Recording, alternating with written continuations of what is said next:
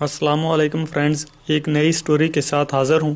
اگر آپ کو ویڈیو اچھی لگے تو پلیز لائک ضرور کریں، اور اگر آپ نے چینل سبسکرائب نہیں کیا تو برائے مہربانی سبسکرائب کے بٹن پر کلک کر کے چینل سبسکرائب کر لیں اور بیل آئیکن بھی ضرور پریس کر لیں تاکہ ہر نئی آنے والی ویڈیو آپ تک فوراً پہنچ سکے۔ شکریہ۔ چلتے ہیں سٹوری کی طرف۔ جب روح نکلتی ہے تو انسان کا منہ کھل جاتا ہے۔ ہونٹ کسی بھی قیمت پر آپس میں چپکے ہوئے نہیں رہ سکتے۔ روح پیر سے کھنچتی ہوئی اوپر کی طرف آتی ہے۔ جب پھیپھڑوں اور دل تک روح کھینچ لی جاتی ہے اور انسان کی سانس ایک ہی طرف یعنی باہر کی طرف چلنے لگتی ہے، یہ وہ وقت ہوتا ہے جب چند لمحوں میں انسان شیطان اور فرشتوں کو دنیا میں اپنے سامنے دیکھتا ہے۔ ایک طرف ابلیس لعین اس کے کان میں کچھ مشورے دیتا ہے تو دوسری طرف اس کی زبان اس کے عمل کے مطابق کچھ الفاظ ادا کرنا چاہتی ہے۔ اگر انسان نیک ہو تو اس کا دماغ اس کی زبان کو کلمہ شہادت کی ہدایت دیتا ہے۔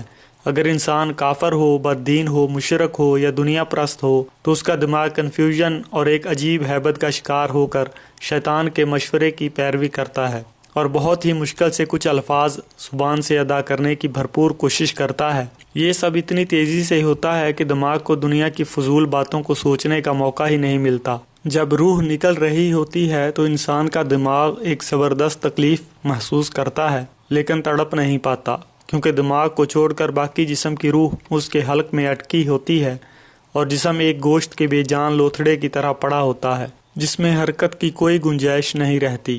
آخر میں دماغ کی روح بھی کھینچ لی جاتی ہے۔ آنکھیں روح کو لے جاتے ہوئے دیکھتی ہیں، اس لیے کہ آنکھوں کی پتلیاں اوپر چڑھ جاتی ہیں یا جس سمت فرشتہ روح قبض کر کے جاتا ہے اس سمت کی طرف ہوتی ہیں۔ اس کے بعد انسان کی اس زندگی کا سفر شروع ہوتا ہے جس میں روح تکلیفوں کے تہخانوں سے لے کر آرام کے محلات کی آہٹ محسوس کرنے لگتی ہے، جیسا کہ اس سے وعدہ کیا گیا ہے۔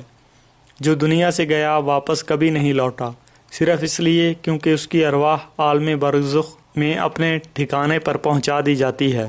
اس دنیا میں محسوس ہونے والی طویل مدت ان روحوں کے لیے چند سیکنڈ سے زیادہ نہیں ہوگی، یہاں تک کہ اگر کوئی آج سے کروڑوں سال پہلے ہی کیوں نہ مر چکا ہو۔ مومن کی روح اس طرح کھینچ لی جاتی ہے جیسے آٹے سے بال نکالا جاتا ہے۔ گناہگار کی روح خاردار درخت پر پڑے سوتی کپڑے کی طرح کھینچی جاتی ہے۔ اللہ سبحانہ و تعالی ہم سب کو موت کے وقت کلمہ نصیب فرمائے اور آسانی کے ساتھ روح قبض فرمائے، اور نبی پاک صلی اللہ علیہ وآلہ وسلم کا دیدار نصیب فرمائے۔ آمین۔